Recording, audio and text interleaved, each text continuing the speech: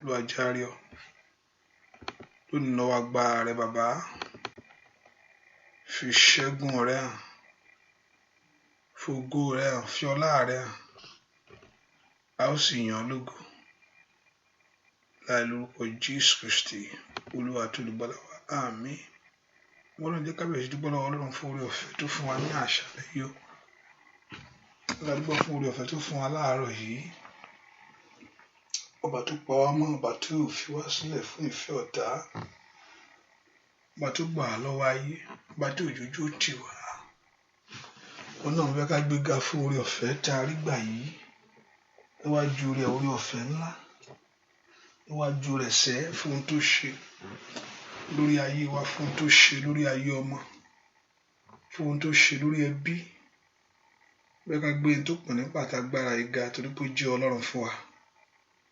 Fẹ́ ká yin tó pọ̀ ní pàtàgbára yìí pé Jésù ṣé o. Wọ́n mọ Ísírẹ́lì a yìn ọ́ fún oore ọ̀fẹ́ tó fún wa lẹ́ẹ̀kan sí. Ẹ ká dúpẹ́ fún ìrìn àjò ayé wa ibi tó bá dé yìí. Ẹ ká dúpẹ́ fún iṣẹ́ rere tó ti bẹ̀rẹ̀ lórí ayé wa sẹ́. Let us begin to thank him for this great privilege that we have received from the Lord. Ẹ ká dúpẹ́ fún oore ọ̀fẹ́ ńlá yìí tá a rí gbàṣẹ́ láàárọ̀ yìí. Olúwa ṣeun, oore rẹ̀ pọ̀ lórí ayé mi ni. Olúwa ṣeun, oore rẹ̀ pọ̀ ní ilé mi. Olúwa ṣeun, oore rẹ̀ pọ̀ ní ọ̀nà mi gbogbo. Ẹ ká gbóhùn wa sókè sí Ọlọ́run. Ẹ ká yin Jésù yìí fún iṣẹ́ ìyanu rẹ̀ sẹ́. Ọba tó pọ̀ nípa ti agbára. Ọba tó ní gbogbo agbára lọ́wọ́. Ọba tó jẹ́ olùgbàlà wa. Let's thank him. Let's appreciate him. The Lord has been there for us. The Lord has been there in our life. The Lord that always with us. The Lord that is fighting our battles.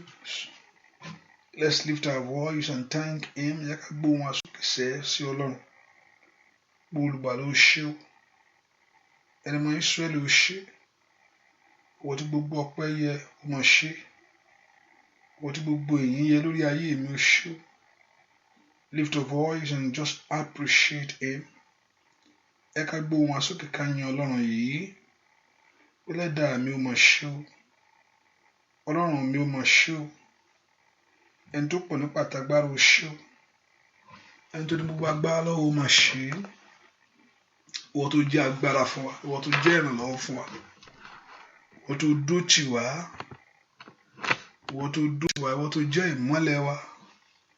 Ẹ ká gbé Jésù ga fún oore ọ̀fẹ́ yìí. Lift your voice and just bless him. Ẹ ká yìn fún oore ọ̀fẹ́ tá a rí gbà yìí. Ẹ ká dúpẹ́ fún àǹfààní ńlá èyí tó fi kó ayé wa yọ lọ́wọ́ ewu gbogbo. Let's thank him for the journey from the beginning of this month, of this year, to this very month in our life. Ẹ ká dúpẹ́ fún ìrìn àjò láti bẹ̀rẹ̀ ọdún yìí títí di àkókò yìí. Ẹni tí ń pa Ísírẹ́lì mọ́, èyí tó ń pa ọ́ mọ́, ẹni tí èyí tó gbé nítorí ọ̀rọ̀ rẹ̀. Let's lift our voice and give that honor to the Lord. Ẹ ká gbóhùn wa sókè sí Ọlọ́run yìí o. Ọlọ́run mi ó ṣeun o. Ẹlẹ́dàá mi mo yàn ọ́. Olúwa mo gbé ọ ga nítorí pé ó jẹ́ Ọlọ́run fún mi. Olúwa mo yàn nítorí pé ó jẹ́ alágbára.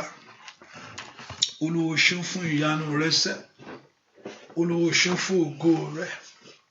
Olúwa ó ṣeun fún ẹwà rẹ. Olúwa ó ṣeun fún ìbùkún rẹ. Olúwa ó ṣeun fún ọrọ̀ rẹ. Olúwa ó ṣeun. Ẹ ká dúpẹ́ lọ́wọ́ Ọlọ́run yìí. Jésù, Jésù ó ṣeun. Jésù ó ṣeun. Jésù ó ṣeun. Olúwa ṣeun. Olùgbàlà yàn ọ́. Olùgbàlà gbé ọ ga. Olùgbàlà fi ìyìn fún ọ. Olùgbàlà, let's exalt him. Ẹ ká dúpẹ́ lọ́wọ́ Ọlọ́run yìí. Ọlọ́run mi ó ṣé o. Ẹni mọ Ísírẹ́lì ó ṣé o. Ṣé. Thank you for beautiful morning. Gbé fún oore ọ̀fẹ́ ìgbàlà ọkàn lórí ayé rẹ ni. Thank him for his word over your life. Gbé fún ìgbé ayé rẹ. Gbé fún adaka. Let's thank him. Ọba tó fi ara rẹ̀ jì fún ọ. that gave himself for us, that paid that price for our life. We are rich for our year. Let's thank him that he paid the price. Ọlọ́run kó san gbèsè yẹn nítorí ayé wa. Ó san gbèsè yẹn nítorí ayé wa ṣe. Jésù ṣó. Ọlọ́run mo yìn ọ́. Olúwa mo yìn ọ́, mo gbé ọ̀gá, Olúwa mo fi ọpẹ́ fún ọ. Mo yìn fún ọ. Jésù ṣó, dúpẹ́ lọ́wọ́ Ọlọ́run, Ọlọ́run ṣó. Jésù ṣó. Dúpẹ́ lọ́wọ́ Ọlọ́run yìí, ẹ jẹ́ ká dúpẹ́ lọ́wọ́ láàárọ̀ yìí. Thank you, Holy Spirit of God. Ẹni mọ Ísírẹ́lì ṣó. Kábíyèsí ṣiṣẹ́. Kábíyèsí òyìn. A yìn ọ́ fún oore rẹ. A yìn ọ́ fún àánú rẹ ṣẹ́ o. Alágbàwí ńlá Olódùmarè. Kábíyèsí o ṣó ṣó ṣó ṣó ṣó. Jésù ṣó. Kábíyèsí o. Hosanna o. Ẹ̀yin Jésù Kristi. Ọba àìkú. Kábíyèsí o. Hosanna o. Ẹ̀yin Jésù Kristi.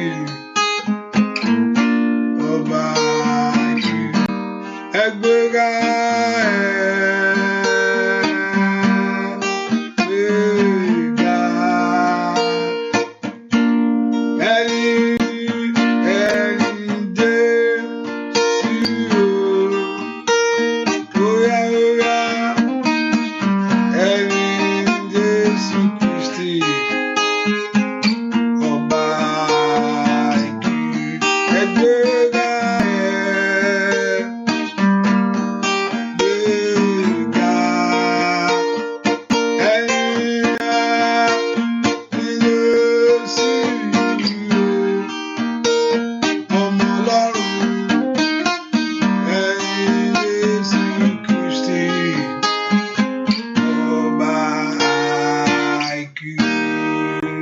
lift up to the Lord.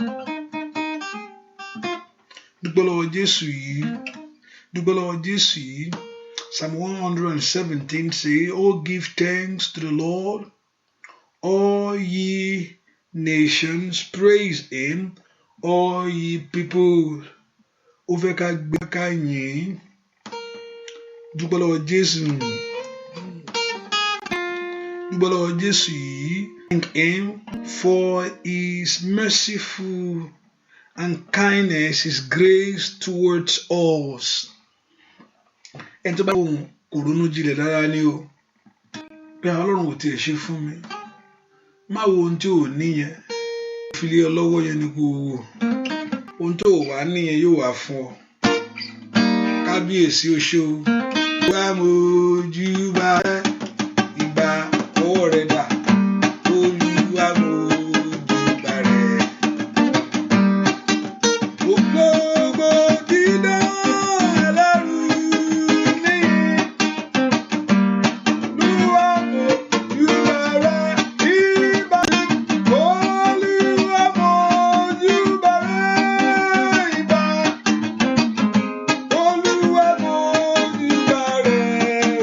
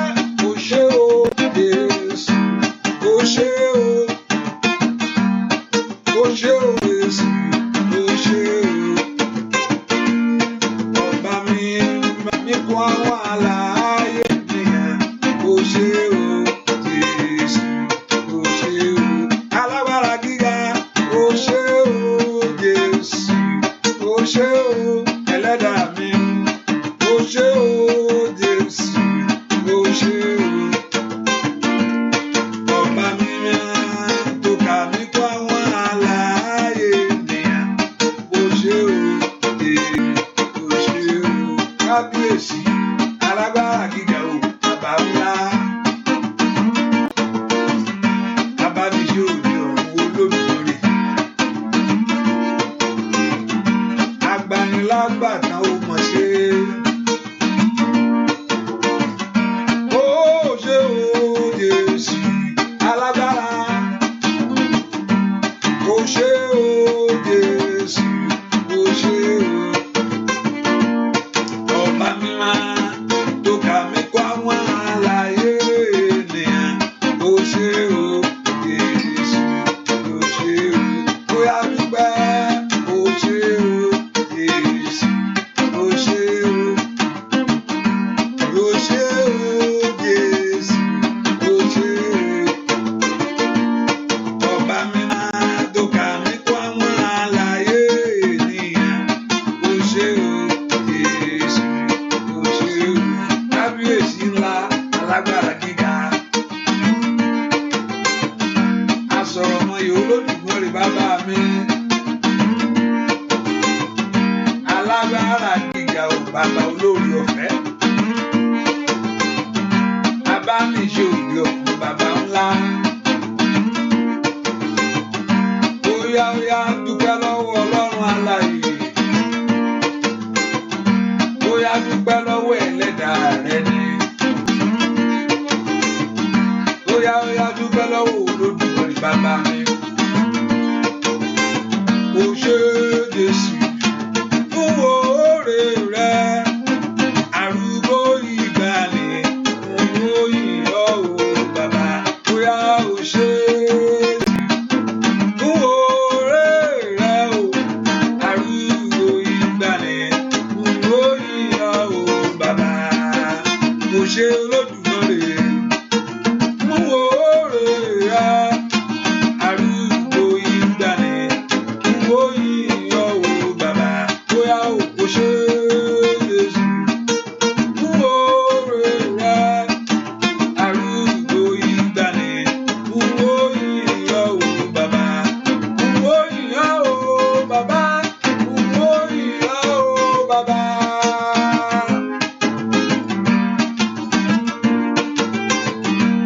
Mo yìn ọ́ o Olódùmarè.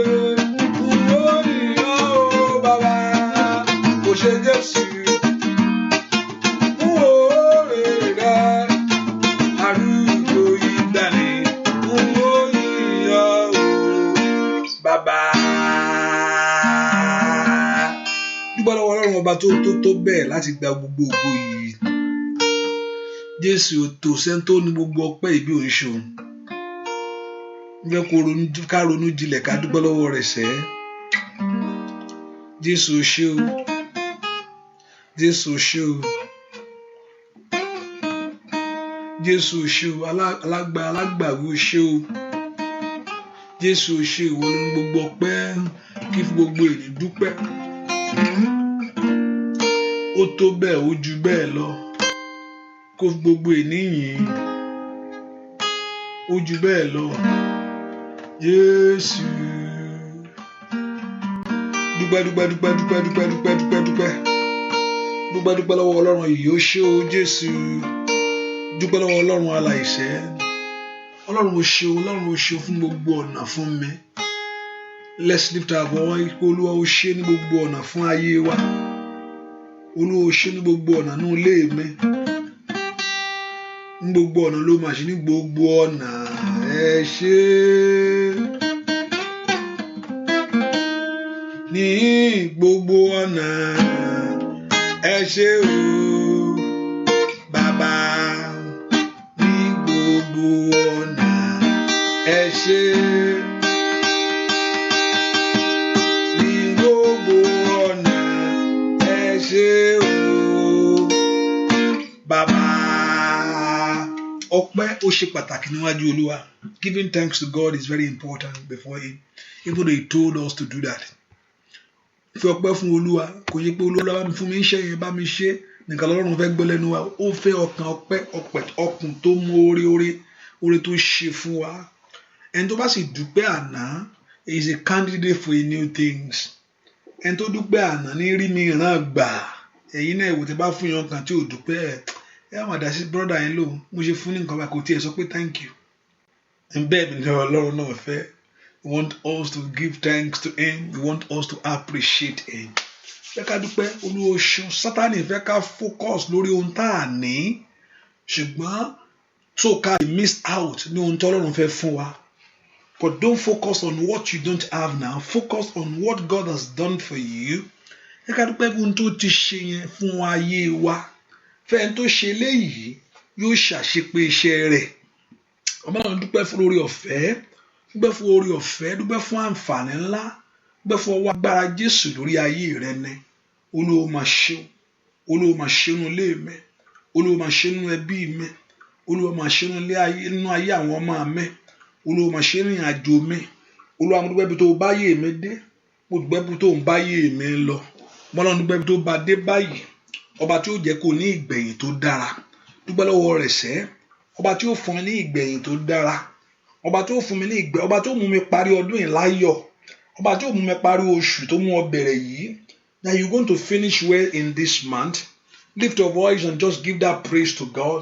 Dúpẹ́ lọ́wọ́ Ọlọ́run yìí, Olúwa ṣeun, gbọ́ àdúrà lórúkọ Jésù Kristi, Olúwa àti olùgbàlà wa. Jẹ́ ká sọ fún Ọlọ́run, tá a bá rí bí mo ti ṣẹ̀ sí ọ bàbá, Olúwa dárí ẹ̀ṣẹ̀ mi jì mí, ẹ̀jẹ̀ rẹ kó pa ẹ̀ṣẹ̀ mi rẹ́. Let your blood wash away my sin. Ẹ̀jẹ̀ Jésù pa gbogbo àṣírí mi rẹ́. Ẹ kó porúkọ Jésù dáadáa. That the blood of Jesus wash away every sin of your life. Ẹ̀jẹ̀ Jésù pa gbogbo ẹ̀ṣẹ̀ mi rẹ́, gbogbo àbàwọ́n mi lónìí. Let's begin to ask the Lord that the blood of Jesus Christ, that the Lord Jehovah God should wash away every sin in our life. Olúwa dárí àṣírí mi gbogbo jì, gbogbo ẹ̀ṣẹ̀ mi tí ò ń jẹ́ rí ọ. Every sin that will not allow me to experience the glory of you. Ẹ̀ṣẹ̀ tí ò ń jẹ́ kí n gbóhùn rẹ. My sin that will not allow me to see the glory of you, that will not allow me to hear the voice of you. Ẹ pe orúkọ Jésù, Olúwa dárí àṣírí mi jì mí. Olúwa pa ẹ̀ṣẹ̀ mi rẹ́ lọ́wọ́lọ́wọ́. Ọlọ́run lanu kó bẹ̀ sí gbàdúrà. Orúkọ Jésù, orúkọ Jésù. Ọba tó pọ̀ ní pátágbá, Olúwa dárí àṣírí mi jì mí. Lord, forgive me of my sin, cleanse me from my iniquity, wash me from all my trespasses and my transgression. Ẹ pe orúkọ Jésù dáadáa. Olúwa dárí àṣírí mi jì mí. Ẹ̀jẹ̀ Jésù pa ẹ̀ṣẹ̀ mi rẹ́. Ẹ̀jẹ̀ Jésù wẹ̀ ẹ̀ṣẹ̀ mi nù. Ọlọ́run lanu gbàdúrà sẹ́, kí ẹ̀jẹ̀ Jésù kó pa ẹ̀ṣẹ̀ rẹ rẹ́. Kí ẹ̀jẹ̀ Jésù kó wẹ̀ ẹ̀ṣẹ̀ rẹ nù. Ọlọ́run pe orúkọ Jésù, kí ẹ̀jẹ̀ Jésù kó pa ẹ̀ṣẹ̀ rẹ rẹ́. Kí ẹ̀jẹ̀ Jésù kó wẹ̀ ẹ̀ṣẹ̀ rẹ nù. Open your heart to pray. Ẹ̀jẹ̀ Jésù pa ẹ̀ṣẹ̀ mi rẹ́. Gbogbo ẹ̀ṣẹ̀ mi gbogbo àbàwọ́n mi gbogbo, all of my sin. Orúkọ Jésù, ẹ̀jẹ̀ Jésù kó parẹ́. Olúwa fi àánú gbà mí. Ẹ̀jẹ̀ rẹ kó wẹ̀ ẹ̀ṣẹ̀ mi lónìí. Ọlọ́run, ask the Lord to wash away every sin, every iniquity that will not allow the glory of God to manifest in our life. Gbogbo ohun tí ò ní jẹ́ kí Ọlọ́run kó fọhùn jáde lórí ọ̀rọ̀ rẹ lónìí. Olúwa dáríjì gbogbo ẹ̀ṣẹ̀ bàbá, gbogbo ẹ̀ṣẹ̀ ìyá, gbogbo ẹ̀ṣẹ̀ ẹran tí ń bèrè ayé mi ní orúkọ Jésù. Masatata letsonto korabakayaba. Somebody lift a voice that the blood of Jesus Christ begin to wash away every sin. Ẹ̀jẹ̀ Jésù pa ẹ̀ṣẹ̀ mi rẹ́. Ẹ̀jẹ̀ Jésù gbogbo ẹ̀ṣẹ̀ mi gbogbo ẹ̀ṣẹ̀ mi gbogbo, all of my sin, every iniquity of my heart, gbogbo ẹ̀ṣẹ̀ mi. Ẹ sọ fún Ọlọ́run alààyè, Olúwa fi ẹ̀jẹ̀ rẹ parẹ́. Olúwa fi ẹ̀jẹ̀ rẹ pa ẹ̀ṣẹ̀ mi rẹ́. Ọ̀rọ̀ ẹ kó wọnú ayé mi lọ. Ẹ pe orúkọ Jésù. Màkàpà kó sàkàpàyàbà. Ẹ pe orúkọ Jésù. Ẹ̀jẹ̀ Jésù pa gbogbo ẹ̀ṣẹ̀ mi rẹ́. Gbogbo àbàwọ́n gbogbo èyí tí ò jẹ́ kí ayé wa kó rí Ọlọ́run ní àárọ̀ yìí. Gbogbo àbàwọ́n gbogbo èyí tí ò jẹ́ kí ayé wa gbóhùn rẹ̀ láàárọ̀ yìí. Ẹ pe orúkọ Jésù. Ẹ̀jẹ̀ Jésù pa all of my sins, O God. Every sin that's in my heart, every sin that's in my life. Ẹ pe orúkọ Jésù. Ẹ̀jẹ̀ Jésù parẹ́ lọ́wọ́lọ́wọ́ báyìí. Olúwa pa ẹ̀ṣẹ̀ mi rẹ́. Olúwa pa àbàwọ́n mi rẹ́. All of my sin, every sin that's in my life. Gbogbo ẹ̀ṣẹ̀ mi gbogbo èyí tí ò jẹ́ kí n rí ìwọ Ọlọ́run. Gbogbo ẹ̀ṣẹ̀ mi gbogbo èyí tí ò jẹ́ kí ọ̀rọ̀ rẹ dájú fún mi. Gbogbo ẹ̀ṣẹ̀ mi gbogbo èyí tí ò ní mú mi gbọ́ ohùn rẹ. Ẹ pe orúkọ Jésù. Olúwa dáríjì mi. Àṣírí dé gbogbo. Can you lift your voice and begin to pray? Olúwa dárí ẹ̀ṣẹ̀ mi. Forgive me all my sin. Gbogbo ẹ̀ṣẹ̀ mi gbogbo. Ọlọ́run lanu kó gbàdúrà pé Jésù dáadáa mi tó wà sẹ́. Pé kí Ọlọ́run kó dáríjì ọ́. Gbogbo ẹ̀ṣẹ̀ gbogbo. Every sin that's in our life, gbogbo ẹ̀ṣẹ̀ tí ò jẹ́ ká rí Olúwa, gbogbo ẹ̀ṣẹ̀ tí ò jẹ́ ká gbọ́ ohùn rẹ̀ lórí ayé wa lónìí, Ọlọ́run lanu kó sọ fún Jésù, Olúwa dáríjì mí, ẹ̀jẹ̀ Jésù pa ẹ̀ṣẹ̀ rẹ́ ní orúkọ Jésù, wẹ àbàwọ́n mi nù, ẹ pe orúkọ Jésù dára, kí ẹ̀jẹ̀ Jésù kó pa gbogbo ẹ̀ṣẹ̀ rẹ́, kó wẹ gbogbo àbàwọ́n nù, ẹ̀jẹ̀ Jésù gbogbo àbàwọ́n lórí ayé mi, ẹ̀ńdà yàrá gbogbo àbàwọ́n lórí ilé mi, every wrinkle, every spot, in the name of Jesus, ẹ̀jẹ̀ Jésù parẹ́ lọ́wọ́lọ́wọ́, wọn lọ́nà lánàá kó orúkọ Jésù, ẹ̀jẹ̀ Jésù kó pa gbogbo àbàwọ́n rẹ́, Olúwa tú mi ṣe, Olúwa tú ọkàn mi ṣe, Olúwa tú èrò mi ṣe, Olúwa tú ilé mi ṣe, Olúwa tú ọ̀nà mi ṣe, ask the Lord to repair, ask the Lord to renew, ask the Lord to wash, ẹ̀jẹ̀ Jésù kó ṣàn, ẹ̀jẹ̀ Jésù ṣàn bí odò lónìí, kó gbá gbogbo àṣírí mi dànù, all of my sin, ẹ̀jẹ̀ Jésù kó parẹ́, Olúwa wọnú ọkàn mi wá, Olúwa wọnú ayé mi wá, Olúwa wọnú ọkàn mi wá, Olúwa wọnú ayé mi wá, Olúwa wọnú ọkàn mi wá, Olúwa wọnú ayé mi wá. Can you lift your voice? Kí Jésù kó wọnú ọkàn rẹ lọ, kí Jésù kó wọnú ọkàn rẹ lọ, kí Jésù kó wọnú ọkàn rẹ lọ, kí Jésù kó gbé ayé rẹ wọ̀, Olúwa wọnú ọkàn mi wá, Olúwa gbé ayé mi wọ̀, Olúwa wọnú ọkàn mi wá, Olúwa gbé ayé mi wọ̀, mọ́lọ́n lanu kó gbàdúrà, ayé makaso tó yaba, la prendo sukayaba, la prendo siketelebo, somebody pray, ẹ̀jẹ̀ Jésù, ó yá wọnú ọkàn mi wá, in the name of Jesus, ẹ̀jẹ̀ Jésù, wẹ gbogbo àbàwọ́n, gbọ́ àdúrà lórúkọ Jésù Kristi, báwẹ́ porúkọ Jésù láàárọ̀ yìí, Olúwa sọnù ayé mi, ohun tó pàtàkì ni pé kí n rí Ọlọ́run, kò sí nǹkan tí mi lè ṣe fún èèyàn, Jésù ni gbogbo wa fẹ́ rí, kò sí nǹkan tí mi lè ṣe fún yín o, Jésù ní ká kó fara rẹ̀ hàn, Olúwa fara rẹ̀ lórí ọ̀rọ̀ mi sẹ́, Olúwa fi ara rẹ̀ hàn, lórí ọ̀rọ̀ ayé àwọn ọmọ mi gbogbo, Olúwa fi ara rẹ̀ hàn, lórí ọ̀rọ̀ mi concerning my case, oh God, Jésù fi agbára rẹ̀ hàn, Jésù dábìrà ńlá lórí ọ̀rọ̀ ayé àwọn èèyàn yìí bàbá, láàárọ̀ ìfara rẹ̀ hàn, lóru èní sọ́ra rẹ̀ di mímọ́, ọmọ náà ẹ̀ lanu ẹ̀ gbàdúrà, orúkọ ńlá Jésù, agbára tí ń bẹnu ẹ̀jẹ̀ Jésù, ìkàbàwò sátẹ́ra, lórí ọ̀rọ̀ Olúwa fara wọn náà pọ̀ Jésù, lórí ohun tó ń bá kiri yẹn, lórí ohun tó ń bá ayé rẹ kiri, ẹ pe orúkọ Jésù, Olúwa sọ́ra rẹ di mímọ́, sọ agbára rẹ di mímọ́, sọ ògo rẹ di mímọ́ lórí ayé, that God should bless himself, that Lord God of heaven to reveal himself concerning your life, concerning your home, Olúwa sọ́ra rẹ di mímọ́, ẹ pe orúkọ Jésù dáadáa, Olúwa sọ́ra rẹ di mímọ́, makoto lima kaparosata, ẹ pe orúkọ Jésù, ẹni máa Ísírẹ́lì sọ́ra rẹ di mímọ́, ó yá ẹ gbàdúrà, Olúwa sọ́ra rẹ di mímọ́ lórí ọ̀rọ̀ mi, Daddy reveal yourself concerning my life, Daddy reveal yourself concerning my home, Father reveal yourself concerning my children, ẹ pe orúkọ Jésù, kí Ọlọ́run kó sọ́ra rẹ di mímọ́, Olúwa sọ́ra rẹ di mímọ́ lórí ọ̀rọ̀ ayé mi sẹ́, Olúwa sọ́ra rẹ di mímọ́ lórí ọ̀rọ̀ iṣẹ́ mi, Olúwa sọ́ra rẹ di mímọ́ lórí ọ̀rọ̀ ilé mi, Olúwa sọ́ra rẹ di mímọ́ lórí ọ̀rọ̀ mi, ẹ pe orúkọ Jésù, kí ẹni máa Ísírẹ́lì kó sọ́ra rẹ di mímọ́, that Lord God of heaven to reveal himself in a new dimension, in a new way concerning your life, in a way that you have never seen before, ní ọ̀nà tí ẹ̀ tí rí, ní ọ̀nà tí ò tí fi agbára rẹ̀ hàn rí, ní orúkọ Jésù, ní ọ̀nà tí ò tí fi ògo rẹ̀ bú jáde rí, ó yá Olúwa sọ́ra rẹ̀ mọ́, Ọlọ́run lánàá ó gbàdúrà, orúkọ Jésù dára, ẹni máa Ísírẹ́lì sọ́ra rẹ̀ di mímọ́, Olúwa sọ́ra rẹ̀ di mímọ́ lórí ọ̀rọ̀ ayé mi sẹ́, Olúwa sọ́ra rẹ̀ di mímọ́ lórí ọ̀rọ̀ ayé iṣẹ́ mi sẹ́, ask God to reveal himself, rẹ̀ di mímọ́, jẹ́wọ́ agbára rẹ̀ bàbá, jẹ́wọ́ títóbi rẹ̀ lórí ọ̀rọ̀ mi, ní orúkọ Jésù, Olúwa jẹ́wọ́ agbára rẹ̀, Father manifest your case, manifest your power, manifest your name concerning my case, oh God, lórí ọ̀rọ̀ mi concerning my case, ask Allah kọ́lọ́run kó sọ́ra rẹ̀ di mímọ́ lórí ohun tó ń fẹ́ yẹn, lórí ohun tó ń gbàdúrà fún, ẹ pe orúkọ Jésù ní àárọ̀ yìí bàbá, Olúwa jẹ́wọ́ agbára rẹ̀ fún mi, láàárọ̀ yìí bàbá, gbọ́ àdúrà lórúkọ Jésù Kristi, Olúwa wá, ẹ pe orúkọ Jésù, Olúwa dá ìkólọ mi padà fún mi, ẹ pe orúkọ ìkólọ mi padà wá, Let God restore all your possession back to you. Bóyá àkókò ló ti gbà sọnù mọ́ ọ lọ́wọ́, tàbí ìgbà ni, tàbí ohun rere kan ni, ẹ pe orúkọ Jésù. Olúwa dá àkókò padà fún mi. Olúwa dá ayọ̀ mi padà fún mi. Olúwa dá ìkólọ mi padà.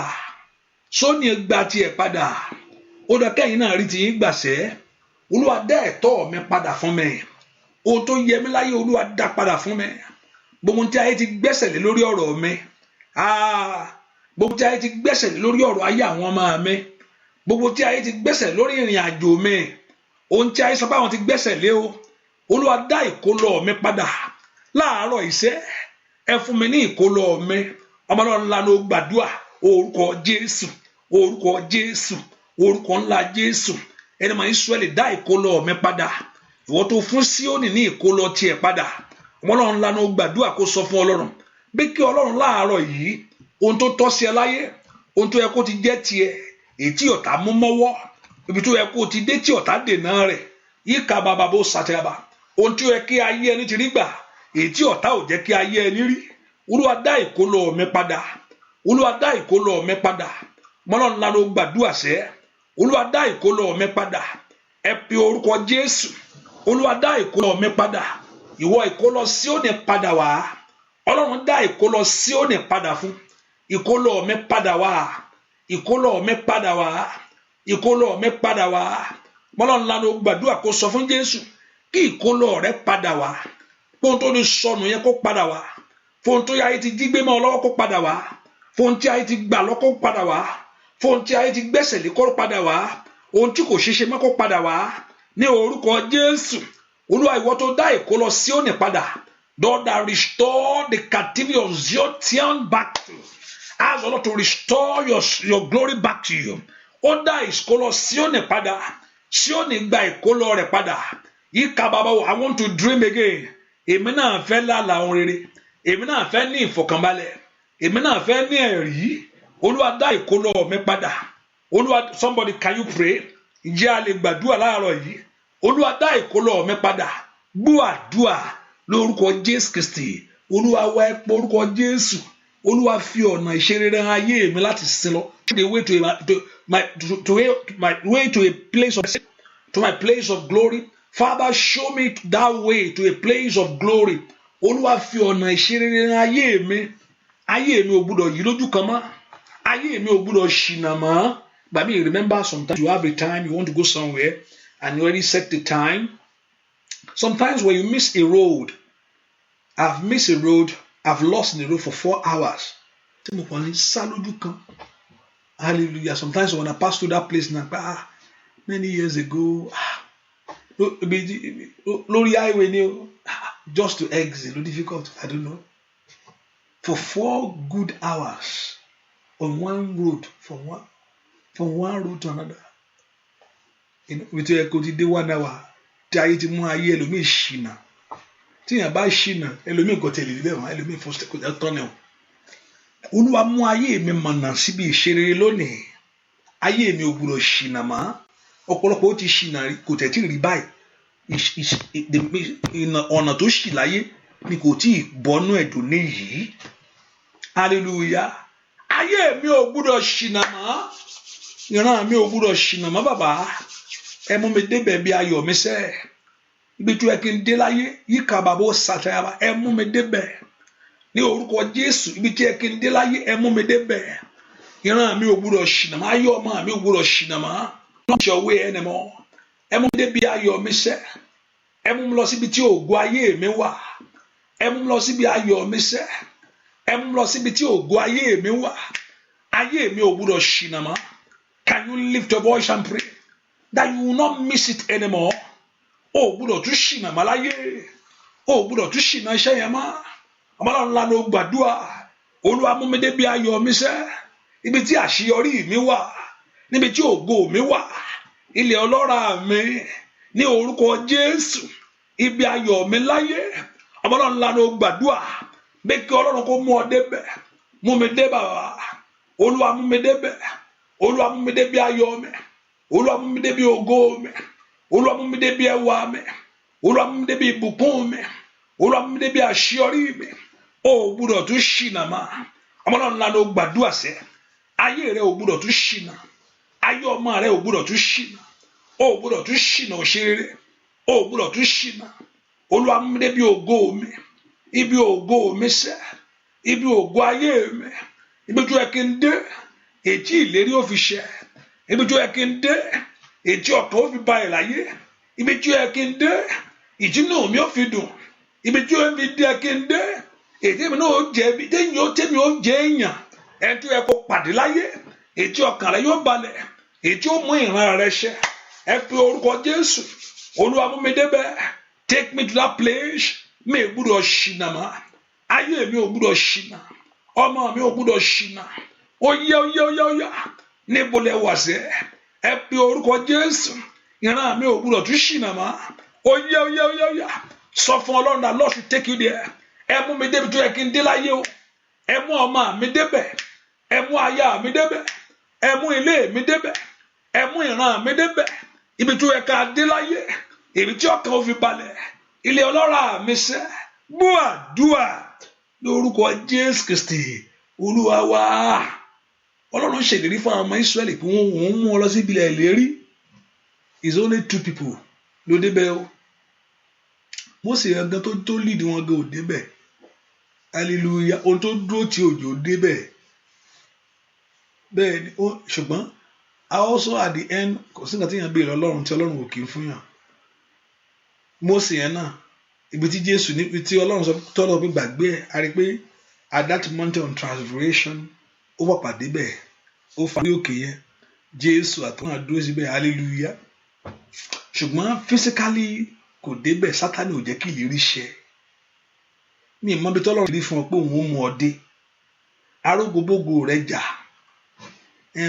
ọ̀tọ̀ ni pé kọ́lọ́run ṣèlérí fún yàn ọ̀tọ̀ ni pé kí ọ̀tá dìde fún ayé ẹni ìwọ nìyẹn ni láti wá múra dáadáa kí ìrírí yẹn ṣẹ Ọlọ́run ti ṣèlérí pé òun ó mú ọ débi ayọ̀ ó sọ pé òun ó mú ọ lọ síbi the well they did not dig the house they did not build God promised them that he's taking it there àìgbàgbọ́ Sátánì tó dó ti ayé wọn kò jẹ́ wọn débẹ̀ ẹ pe orúkọ Jésù Olúwa mú mi débi ilẹ̀ lérí mi ayé mi ò gbúdọ̀ kú sójú ọ̀nà o Olúwa mú mi débi ayọ̀ mi ayé mi ò gbúdọ̀ kú sójú ọ̀nà ìlérí ọ̀rọ̀ rẹ kó ṣẹ mọ́ mi lára náà ọdún yìí o nínú oṣù ìṣẹ́ ìlérí ọ̀rọ̀ rẹ kó ṣẹ mọ́ mi lára kí ni ìlérí ọ̀rọ̀ rẹ ó lọ́mọ kìnìún a máa ṣaláìní ó lè bí a máa pa wọ́n ó láwọn tó gbẹ̀kẹ̀lé Olúwa wọn kì yóò ṣaláìní ohun tó dára ìlérí ọ̀rọ̀ rẹ ni pé mi ì ní ṣaláìní mo gbẹ̀kẹ̀lé Olúwa onórí ni ọ́ ó ní mi kì í ṣe èrù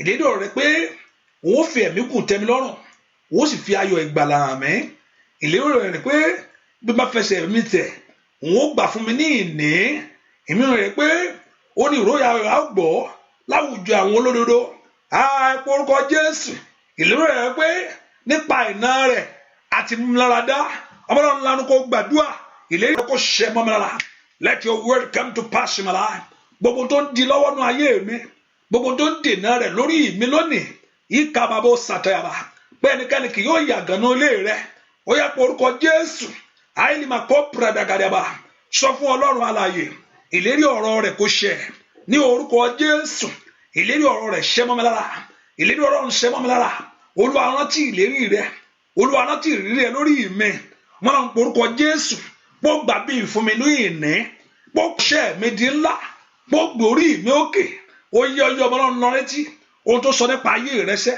ní orúkọ Jésù náà létí ohun tó sọ nípa ayé ọmọ rẹ ní orúkọ Jésù náà létí ohun tó sọ nípa iṣẹ́ rẹ náà létí ohun tó sọ nípa ìrìn àjò rẹ pòun rẹ yóò jáde àìdìmọ kó pradàgàbà sọ fún Ọlọ́run alààyè Olúwa rántí ìlérí ọ̀rọ̀ rẹ kó mú ṣẹ mọ́ mi lára Olúwa rántí ìlérí ọ̀rọ̀ rẹ ní orúkọ Jésù lórí ayé mi Olúwa rántí ìlérí ọ̀rọ̀ rẹ ní ayé àwọn èèyàn yìí can you pray ìjọ lè gbàdúrà Olúwa mú ṣẹ lónìí ìlérí ọ̀rọ̀ rẹ ní ayé àwọn èèyàn yìí what you have said what you have promised oh God what you have said that you will do ohun tó sọ pé wàá ṣe bàbá bẹ̀rẹ̀ sí mú ṣẹ bàbá bẹ̀rẹ̀ sí mú ṣẹ ní orúkọ Jésù bàbá bẹ̀rẹ̀ sí mú ṣẹ ní ilé àwọn èèyàn yìí bàbá bẹ̀rẹ̀ sí mú ṣẹ ọ̀rọ̀ rẹ ṣẹ lórí iṣẹ́ wọn ọ̀rọ̀ rẹ ṣẹ ní ilé wọn ọ̀rọ̀ rẹ sẹ́ nú ayé wọn, ọ̀rọ̀ rẹ sẹ́ lórí ìdáwọ́lé wọn. Gbọ́ àdúrà lórúkọ Jésù Kristi. Olúwa wẹ́ porúkọ gbogbo agbára tó ní kò ní ṣe mọ́ mi lára.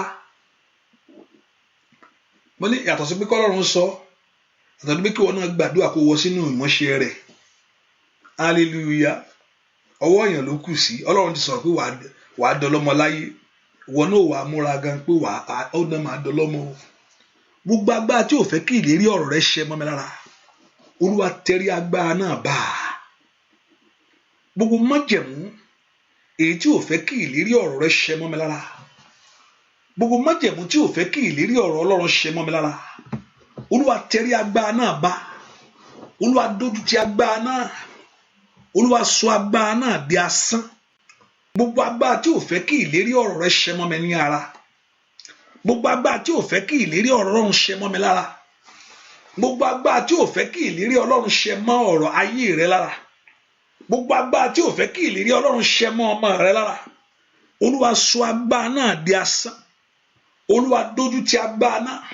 Ọlọ́run ńlá ló gbàdúrà orúkọ Jésù, orúkọ Jésù, orúkọ Jésù. Gbogbo agbára tí ò fẹ́ kí ìlérí ọ̀rọ̀ Ọlọ́run ṣẹ mọ́ mi ní ara, gbogbo agbára tí ò fẹ́ kí ìlérí ọ̀rọ̀ rẹ ṣẹ mọ́ mi lára, gbogbo agbára tí ò fẹ́ kí ìlérí rẹ ṣẹ mọ́ mi lára, pé mi ní pé kó wọn náà dọlọ́mọ, pé kó wọn náà di ọlọ́kọ, gbogbo agbára tí ò fẹ́ kó ṣẹ mọ́ mi lára, pé kí mi náà ríṣẹ́ rere, pé kí mi náà rówó lò, kó rọ́wọ́ yọ, gbogbo agbára tí ò fẹ́ kó ṣẹ mọ́ra, gbogbo májẹ̀mú yẹn, gbogbo ọ̀rọ̀ ka ènìyàn lórí ìmísẹ́, gbogbo àbá àti èkùkù lórí ilé mi, èyí tí ò fẹ́ kí ìlérí Ọlọ́run ṣẹ mọ́ mi ní ara, ẹ pe orúkọ Jésù. Gbogbo agbára tó ló ti o, gbogbo agbára tó ló ti o, gbogbo májẹ̀mú tó ló ti ní orúkọ Jésù, gbogbo ọ̀rọ̀ ènìyàn tó ló ti tí ò fẹ́ kí ìlérí Ọlọ́run ṣẹ mọ́ mi lára, Olúwa bà agbára náà jẹ́. Olúwa sọ agbára náà di asán. Ọba náà ńlá ló gbàdúrà, agbára náà kó bàjẹ́, agbára náà kó di asán, májẹ̀mú yẹn kó Olúwa kó yí dànù. Ẹ pe orúkọ Jésù. Májẹ̀mú yẹn kó Olúwa kó sọ di asán. Májẹ̀mú tí ò fẹ́ kí ìlérí Ọlọ́run ṣẹ mọ́ ọ lára, gbogbo májẹ̀mú tí ò fẹ́ kó wọ bí ayọ̀ rẹ lọ, gbogbo májẹ̀mú tí ò fẹ́ kó dé bí ògo rẹ, gbogbo májẹ̀mú tí ò fẹ́ kó rí ìlérí Ọlọ́run nú ayé rẹ, ẹ pe orúkọ Jésù. Májẹ̀mú náà kó di asán. Olúwa bà májẹ̀mú náà jẹ́ ní orúkọ Jésù. Sọ fún Ọlọ́run alààyè, bà májẹ̀mú yẹn jẹ́. Gbọ́ àdúrà lórúkọ Jésù Kristi. Olúwa wa, ìwọ tó ti ṣe tó yẹ kó ṣe láàárọ̀ yìí, ìwọ̀n tó kọ̀ọ̀kan kí ni pásítọ̀ ìwọ èyí kílè nínú èyí ní 4 èèyàn 4 ni kò pọ̀ jù. You can share it. You can share to 4 people. Send it as a message to them. Jésù olóore ọ̀fẹ́, Jésù aláàánú mi o, ṣàánú mi o, kójú má tì mí. Jésù olóore ọ̀fẹ́, sọ fún Ọlọ́run. Jésù olóore ọ̀fẹ́, Jésù aláàánú mi o, ṣàánú mi, kójú má tì mí. Jésù olóore ọ̀fẹ́, Jésù olóore ọ̀fẹ́, ó pin kò wọ́. Jésù bàbá aláàánú mi o, ṣàánú mi o, káyé máa yọ̀ mí. Jésù olóore ọ̀fẹ́, ó yá sọ fún rẹ. Jésù olóore ọ̀fẹ́, Jésù aláàánú mi o, ṣàánú mi o, ojú mọ́ ti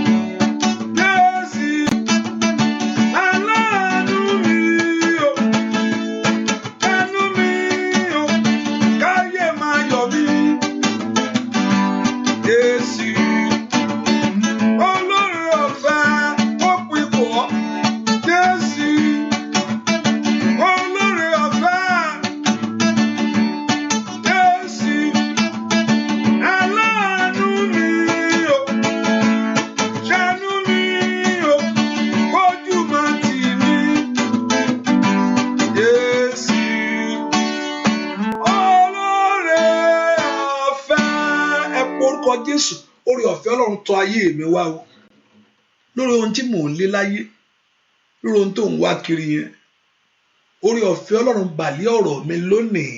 Let the grace of God rest upon your case this morning. Jẹ́ kí ọ̀rọ̀ yìí níyanjú lónìí kí kò ń ṣe náà kó padà wá Ọlọ́run lè yanjú ẹ̀ báyìí. I don't know whether you believe that God Almighty can settle your case now. Kò ní ìdí kéèyàn padà wá pé ayé gbà míì kò tẹ̀ ní ìdàwẹ̀ púpọ̀ kọ́lọ́run tó yanjú ọ̀rọ̀ rẹ. Ohun tó bá pinnu lọ́kàn ẹ̀ ló máa ṣe, kò sì ṣe tó máa Olúwa pinnu lórí ọ̀rọ̀ mi lónìí. Let God settle your case this hour. Olúwa pinnu lórí ọ̀rọ̀ mi lónìí. Bẹ́ẹ̀ kó porúkọ ìwọ Jésù olórí ọ̀fẹ́. Pinnu lórí ọ̀rọ̀ ayé mi kó dá mi láre. Olúwa pinnu lórí ọ̀rọ̀ ayé ọmọ mi kó wò mí sàn. Olúwa pinnu lórí ọ̀rọ̀ ìwé ìgbélú mi lónìí kó mú lé mi lọ́wọ́. Olúwa pinnu lórí ọ̀rọ̀ ìdáwọ́lé mi lónìí kí n ní àṣeyọrí oore. Olúwa pinnu lórí ọ̀rọ̀ mi lónìí kí èmi náà rọ́mọ gbẹ́jọ́ láyé. Àwọn náà ń pọ orúkọ Jésù. Bẹ́ẹ̀ kí ẹni máa ń Ísírẹ́lì kó pinnu lórí ọ̀rọ̀ rẹ̀. Let God of heaven settle your case this hour. Ọlọ́run pinnu lórí ọ̀rọ̀ mi lónìí o. Olúwa pinnu lórí ọ̀rọ̀ mi lónìí o. Olúwa pinnu lórí ọ̀rọ̀ mi lónìí o. Olúwa pinnu lórí ọ̀rọ̀ mi lónìí o. Àwọn pọ orúkọ Jésù dáadáa. Olúwa pinnu lórí ọ̀rọ̀ mi lónìí o. Ask the Lord to settle your case today. Olúwa pinnu lórí ọ̀rọ̀ mi lónìí. Ní orúkọ Jésù. Olúwa pinnu lórí ọ̀rọ̀ mi lónìí. Ask the Lord to tukato yalama kashike aba. Sọ fún Jésù dáadáa kí Ọlọ́run Ísírẹ́lì kó pinnu lórí ọ̀rọ̀ rẹ̀. Ọ̀rọ̀ mi láti ní ìyanjú ni. Ní orúkọ Jésù iṣẹ́ láti bọ́ sí fún mi ni. Èmi náà láti rí ọmọ bí láyé ni o. Ní orúkọ Jésù èmi náà láti ṣoríire láyé o. Èmi náà láti rí lé kọ́ o láti rí lé rà. Ẹ bí orúkọ Jésù ni. O ìrìn àjò ó dẹ kó gbè mí ni o. Ó dọ kí ọkàn ọmọ mi náà kó balẹ̀ lórí àwọn ọmọ mi gbogbo. Olúwa yanjú ọ̀rọ̀ mi lónìí. Azọlọ èmi ò mọ tó ń jẹ ọ láyà tí ń bà ọ́ lẹ́rù. Èmi ò mọ tó ń sunkún sí. Ṣùgbọ́n o lè sọ fún ẹni tó ní Olúwa yanjú ọ̀rọ̀ mi lónìí. Olúwa yanjú ọ̀rọ̀ ayé mi lónìí. My Father and my God, settle my case, O God. Ẹ pe orúkọ Jésù kí Ọlọ́run kó yanjú ọ̀rọ̀ rẹ̀. Ọ̀rọ̀ ayé mi ní ìyanjú. Ọ̀rọ̀ ayé mi gba ojútùú.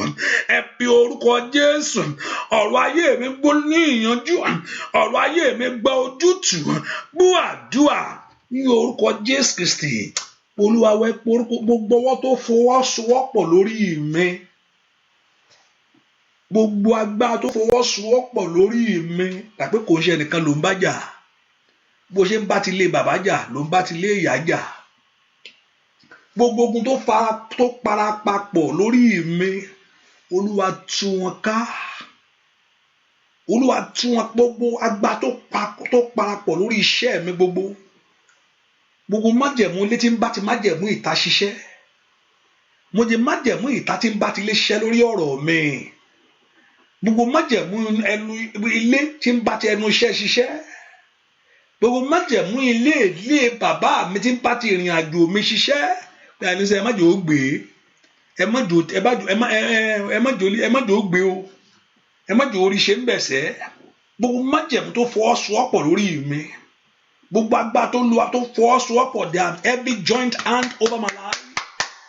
Every joint hand lórí ọmọ mi. Every joint hand. Olúwa tú ọwọ́ náà ká lónìí. Olúwa tú ọwọ́ náà ká lónìí. Olúwa bàbá náà jẹ́ lónìí. Olúwa sọ ètí yẹn dá sán lónìí. Olúwa yí ìmọ̀ náà dànù lónìí. Can you pray?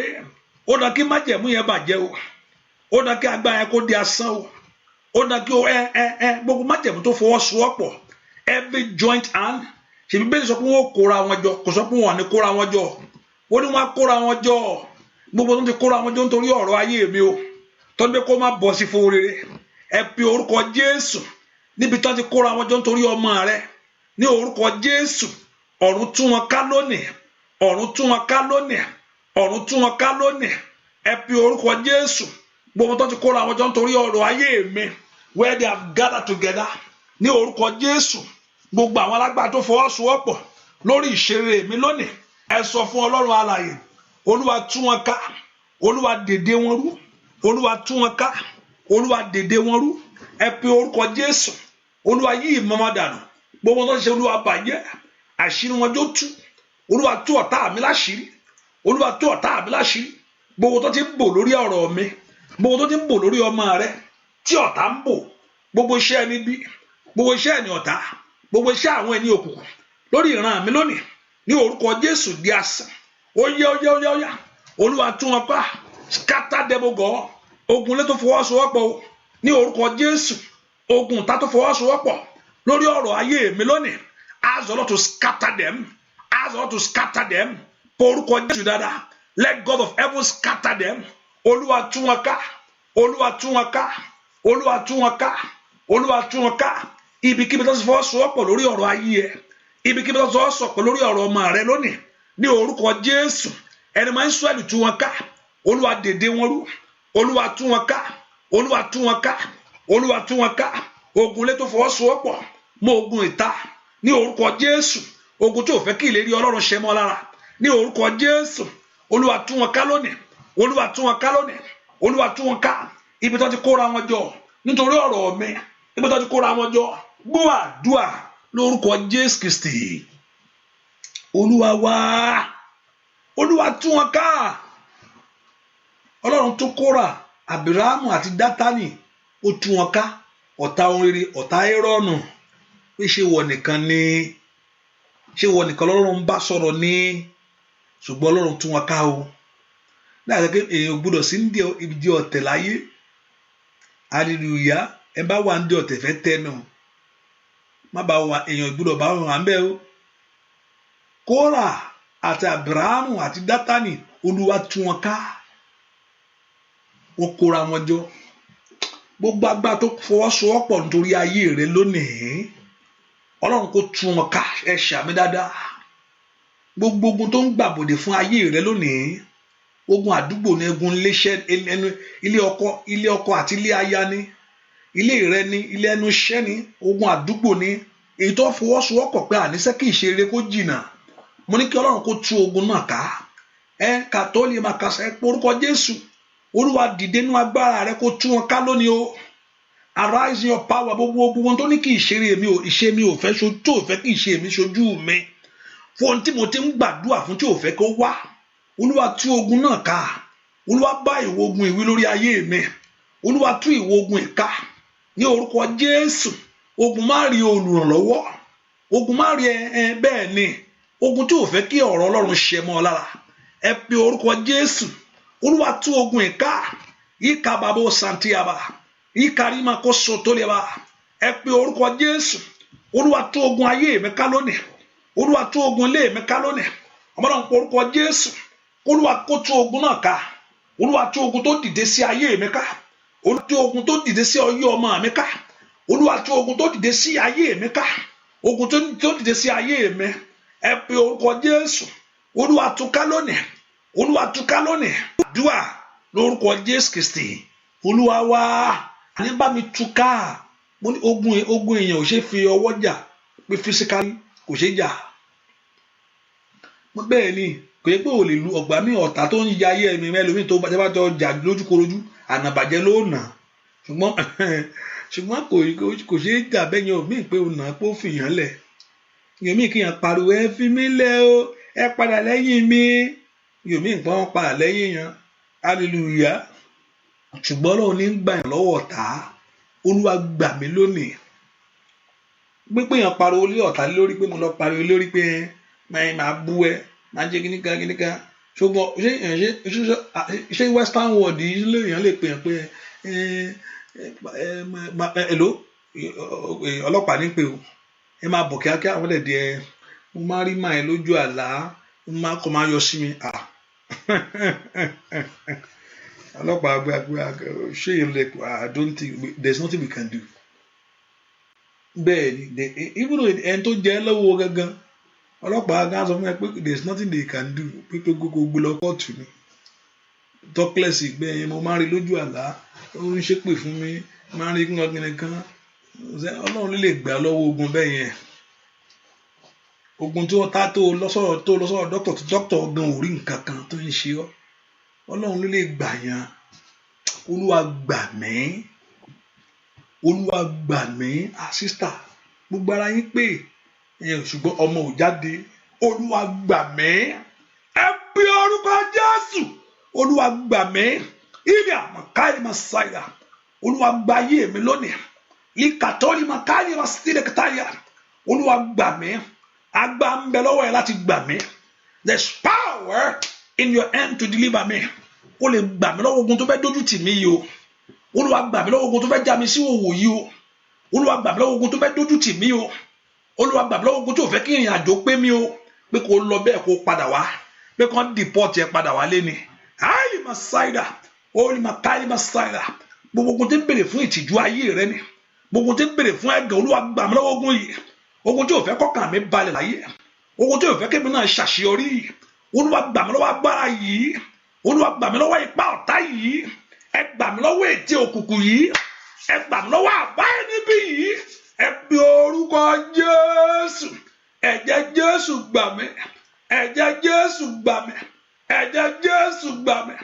Agbára tí ń bẹ ní orúkọ Jésù gbà mí, agbára tí ń bẹ ní orúkọ Jésù gbà mí, agbára tí ń bẹ ní orúkọ rẹ̀ kó gbà mí, agbára tí ń bẹ ní orúkọ Jésù. Ó ní orúkọ Jésù, ó ní kí gbogbo eku kó wólẹ̀ ní àìlè máa síra. Ó ní ká bí orí wọn sókè ní, ó ní kí ọba ògo kó wọlé wá ní ilé àmàkó sàtúlì máa kàtàyàbá lè prada kábàyàbá. Ó ní wọ́n yọjú ní ìgbà kan ní, ó ní wọ́n sàrọ̀ ní ìgbà méje ní. Ẹ bí orúkọ Jésù. Ogun tó gbé ẹ wọnú àdúrà yìí kó ṣẹ́ lónìí, ìdààmú tó mú wọnú àdúrà yìí kó tán lónìí, ọwọ́ tó ń jà ológun ló wọnú àdúrà yìí, ọwọ́ náà kó disappear, ọwọ́ ogun yẹn kó disappear, ọwọ́ ọjà yẹn kó disappear. Gbọ́ àdúrà lórúkọ Jésù Kristi. Ó wá ẹ pé orúkọ Jésù. Olúwa múnú mi dùn, jẹ́ kí ayọ̀ tèmi náà kún láyé. Olúwa múnú mi dùn, jẹ́ kí ayọ̀ tèmi náà kún. Olúwa múnú mi dùn, jẹ́ kí ayọ̀ tèmi náà kún. Olúwa múnú mi dùn. Ọ̀pọ̀lọpọ̀ ọmọ ló ń dóde, kémi náà bá dẹ̀ lọ́mọ láyé. Òótọ́ ni tó bá inú adé dùn lóòótọ́. Àti bá dẹ̀ rí iṣẹ́ yẹn, inú mi adé dùn. Iṣẹ́ yẹn náà ló ń dóde látijọ́ yìí. Àti bá dẹ̀ rí ìwé ìgbélú yẹn náà gbà, inú mi á dùn. Olúwa múnú mi dùn, jẹ́ kí ayọ̀ mi kún. Gbogbo tó ń lé ayọ̀ mi sá fún mi, gbogbo ọwọ́ tí ń bá ayọ̀ mi jẹ́ yìí, gbogbo ọwọ́ tí ò jẹ́ kí n láyọ̀ lórí ohun rere yìí. Olúwa múnú mi jẹ́ kọ́rọ̀ mi dayọ̀. Olúwa ṣohun rere fún mi. Ó yá sọ fún Ọlọ́run alààyè, jẹ́ kọ́rọ̀ mi dayọ̀. Olúwa ṣohun rere fún mi lórí ọ̀nà o. Jẹ́ kọ́rọ̀ mi dayọ̀. Olúwa ṣohun rere fún mi lórí ẹbí. Jẹ́ kọ́rọ̀ mi dayọ̀. Olúwa ṣohun rere fún mi lórí ọmọ o. Óyá jẹ́ kọ́rọ̀ mi dayọ̀. Olúwa ṣohun rere fún mi ní gbogbo ọ̀nà. Jẹ́ kọ́rọ̀ mi dayọ̀.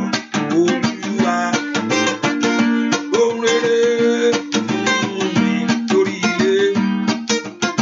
Jẹ́ kọ́rọ̀ mi dayọ̀.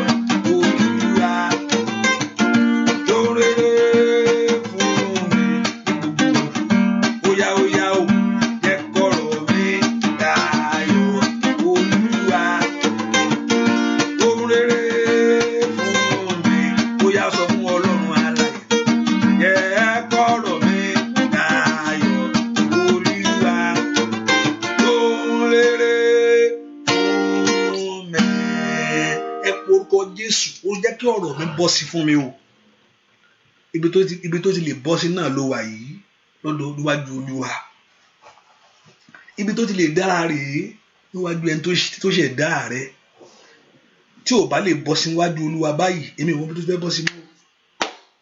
Hallelujah. tí ọ̀rọ̀ ayé ẹni ò bá gbọ́ ojútùú níwájú Ọlọ́run, níbo lèèyàn ti fẹ́ sá lọ? Ẹ sọ fún mi. Nígbà ẹni tó dá ọ ẹni tó bá tó dá èèyàn tó lóun ò lè ṣe, ta ló wá fẹ́ ṣe? Ẹ jẹ́ kó ọ̀rọ̀ mi dayọ̀ fún mi Olódùmarè.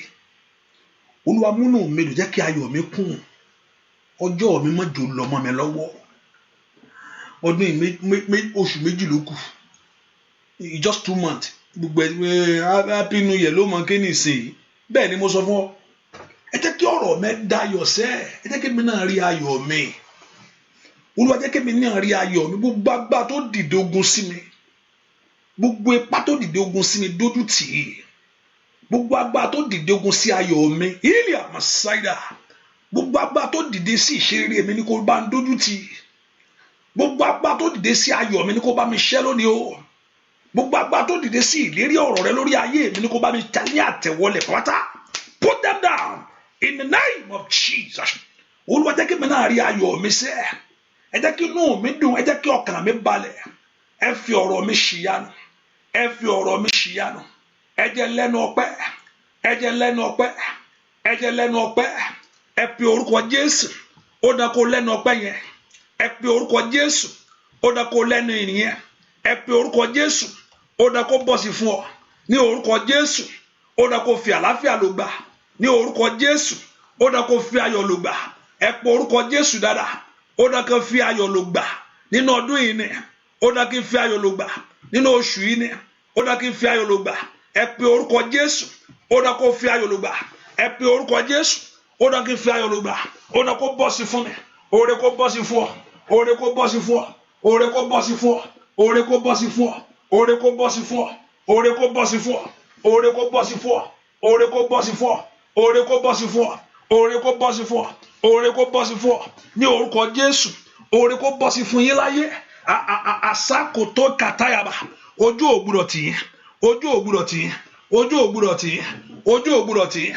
Ojú ò gbọdọ̀ tì yín. Oore kó bọ́ sí fún yín. Oore kó bọ́ sí fún yín. Ayé ò gbọdọ̀ yọ̀ yín. Ní orúkọ Jésù. Ẹ gbọdọ̀ dẹni ẹ̀gàn. Ní orúkọ Jésù. Ẹ gbọdọ̀ dẹni ẹ̀gàn. Ní orúkọ Jésù. Gbogbo èèyàn tó pè ọ́ lẹ́ni àfibú. Ní orúkọ Jésù. Mo ní kí Ọlọ́run kó dójú tì. Gbogbo èèyàn tó pè ọ́ lẹ́ni àfibú. Ní orúkọ Jésù. Mo ní kí Ọlọ́run kó dójú tì. Gbogbo èèyàn tó pè ọmọ rẹ lẹ́ni àfibú. Ní orúkọ Jésù. Mo ní kí Ọlọ́run kó dójú tì. Gbogbo èèyàn tó pè ọ́ lẹ́ni àfibú. Ní kí Ọlọ́run kó dójú tì. Gbogbo èèyàn tó pè iṣẹ́ rẹ lẹ́ni àfibú. Ní kí Ọlọ́run kó dójú tì. Ní orúkọ Jésù. Mo ní kí Ọlọ́run kó dójú tì. Ní orúkọ Jésù. Ọ̀run kó dójú tì wọ́n. Ọ̀run kó dójú tì wọ́n. Gbogbo èèyàn tó pè ọ́ lẹ́ni àfibú. Ní kí Ọlọ́run kó dójú tì. Gbogbo èèyàn tó pè iṣẹ́ rẹ lẹ́ni àfibú. Ní kí Ọlọ́run kó dójú tì. Gbogbo èèyàn tó pè ilé rẹ lẹ́ni àfibú. Ní kí Ọlọ́run kó dójú tì. Gbogbo èèyàn tó pè ayé ọmọ rẹ lẹ́ni àfibú. Ní kí Ọlọ́run kó dójú tì. Ìgbà ọ̀tun kó wọlé tọ̀ wá. Ìgbà ayọ̀ kó wọlé tọ̀ wá. Ní orúkọ Jésù. Ìgbà ọ̀tun, ìgbà ayọ̀ kó wọlé tọ̀ ayé yín wá. Ní orúkọ Jésù. Gbogbo èèyàn tó gbóhùn rẹ̀ sókè níwájú Olúwa lónìí. Ní orúkọ Jésù. Ẹ rà àánú gbà. Nípa gbà Ọlọ́run. Ní orúkọ Jésù. Makali masida bakaya. La prondo tukeli makapa rosate. Makunda kateli mako prede kasia. Wa ile anede akasa. Gbogbo èèyàn tó gbóhùn rẹ̀ sókè láàárọ̀ yìí. Ní orúkọ Jésù. Ó yẹ ẹ rà àánú gbà. Ẹ rà àánú gbà. Ẹ rà àánú gbà. Ẹ rà àánú gbà. Ẹ rà àánú gbà. Ẹ rà àánú gbà. Ẹ rà àánú gbà. Ẹ rà àánú gbà. Ẹ rà àánú gbà. Ẹ rà àánú gbà. Ẹ rà àánú gbà. Ẹ rà àánú gbà. Receive the mercy of God. Receive the mercy of God. Receive the mercy of God. Receive the mercy of God. Receive the mercy of God. Ẹ rà àánú gbà. Ẹ rà àánú gbà. Ẹ lọ rà àánú gbà. Ẹ lọ rí àánú gbà. Níbi tí ẹ ti ń fi àánú yẹn. Ẹ lọ rí àánú gbà. Ní orúkọ Jésù. Ẹ lọ rí àánú gbà. Lórí ọmọ ni. Ẹ lọ rí àánú gbà. Lórí ọkọ ni. Ẹ lọ rí àánú gbà. Lórí iṣẹ́ yín ni. Ẹ lọ rí àánú gbà. Kó bọ́ sí fún yín. Kó dára fún yín. Ní orúkọ Jésù. Ohun tó Olúwa rán mi ni mo sọ. Mi ì ṣiṣẹ́ jẹ́. Ohun tó Olúwa sọ fún mi ni mo wá. Mo wá ní orúkọ Olúwa. Ọba tó rán mi níṣẹ́ o. Ní orúkọ Jésù. Gbogbo èèyàn tó wà ní èdè. Ètò wọnú àdúrà ìwà. Ní orúkọ Jésù. Ohun tó Olúwa sọ fún mi ni mo sọ yìí. Ní orúkọ Jésù. Ẹ gba ìtúsílẹ̀. Ọ̀rọ̀ àṣẹ yẹn kó bà lé ayé ẹ. Ní orúkọ Jésù. Ọ̀rọ̀ àṣẹ yẹn kó bà lé yín. Ní orúkọ Jésù. Ọ̀rọ̀ àṣẹ yẹn kó bà lé ọmọ rẹ. Ẹ gba ìtúsílẹ̀. Ẹ gba ìtúsílẹ̀. Ẹ gba ìtúsílẹ̀. Olúwa rántí ọ̀rọ̀ rẹ. Ní orúkọ Jésù. kó fún àwọn èèyàn rẹ ní ìtúsílẹ̀ ohun tó ló fẹ́ ṣe rèé ó yá ṣe bàbá ṣe bàbá ṣe jẹ́ ó di mímọ̀ jẹ́ ó di mímọ̀ jẹ́ ó di mímọ̀ jẹ́ ó di mímọ̀ jẹ́ ó di mímọ̀ jẹ́ ó di mímọ̀ jẹ́ ó di mímọ̀ jẹ́ ó di mímọ̀ jẹ́ ó di mímọ̀ jẹ́ ó di mímọ̀ jẹ́ ó di mímọ̀ nínú ilé rẹ kó di mímọ̀ gba ìtúsílẹ̀ gba ìtúsílẹ̀ gba ìtúsílẹ̀ gba ìtúsílẹ̀ gba ìtúsílẹ̀ gba ìtúsílẹ̀ gba ìtúsílẹ̀ lọ́wọ́ ogun yẹn gba ìtúsílẹ̀ lọ́wọ́ ìgbèkùn yẹn gba ìtúsílẹ̀ lọ́wọ́ ìdè yẹn gba ìtúsílẹ̀ ní orúkọ Jésù ọ̀rọ̀ Ọlọ́run kó tọ̀ yín wá ọ̀rọ̀ Ọlọ́run kó tọ̀ yín wá ọ̀rọ̀ Ọlọ́run kó tọ̀ yín wá agbọ́ Ọlọ́run kó tọ̀ yín wá agbọ́ Ọlọ́run kó tọ̀ yín wá let the power of God ìkàtóyàbá come upon you right now ní orúkọ Jésù ẹ̀rí ìtúsílẹ̀ ẹ gbà Olúwa ló sọ bẹ́ẹ̀ ẹ gbà ẹ gbà ẹ gbà kó ṣẹlẹ̀ bẹ́ẹ̀ lọ́wọ́ àìsàn gbogbo lọ́wọ́ ogun àrọ́mọbí ẹ gbà lọ́wọ́ ìgbèkùn ẹ gbà ọ̀rọ̀ rẹ̀ kó wá sí ìmúṣẹ ohun tẹ́ gbà ládùúà láàárọ̀ yìí àánú kó gbélé yín lọ́wọ́ gbogbo lẹ̀kùn tẹ́ ti kàn èyí tẹ́ fẹ́ kó ṣílẹ̀ Olúwa kó ṣí láti sísìn lọ bẹ́ẹ̀ ṣe ń jáde ní ọ̀sẹ̀ yìí kó Olúwa kó bá yín jáde kó gbógun yín jáde kó gbógun yín wọlé o kẹ́ ẹ rí ohun rere mú ọkàn yín kó balẹ̀ ojú ò ní tì ọ́ ojú ìrìn àjò ò ní tì ọ́ ò ní dẹni yẹ̀yẹ́ ò sì ní dẹni àfibú o bẹ́ẹ̀ ni ó sì rí ọ̀rọ̀ rẹ̀ yóò wá sí ìmúṣẹ lórí rẹ̀ bẹ́ẹ̀ ni ó sì rí lórí ọmọ rẹ̀ inú rẹ̀ yóò dùn ọkàn á balẹ̀ bẹ́ẹ̀ lá sì rí láì lórúkọ Jésù Kristi Olúwa wa àmín àmín àmín lórúkọ Jésù hallelujah praise the Lord ẹ ká fi sọ́kàn pé àdúrà yìí tẹ̀síwájú láàárọ̀ by 6 a.m. by God's grace and also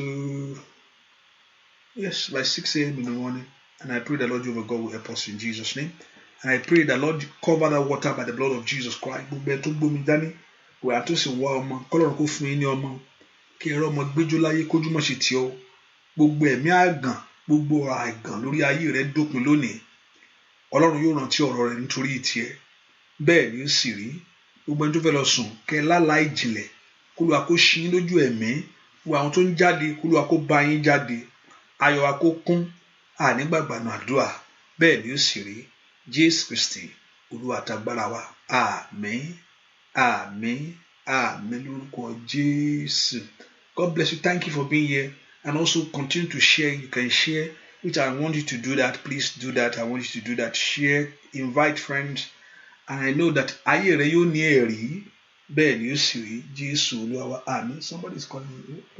I don't know what call is about. God bless you. Bye-bye. Thank you, everyone. Is it what? I don't know. Let me see.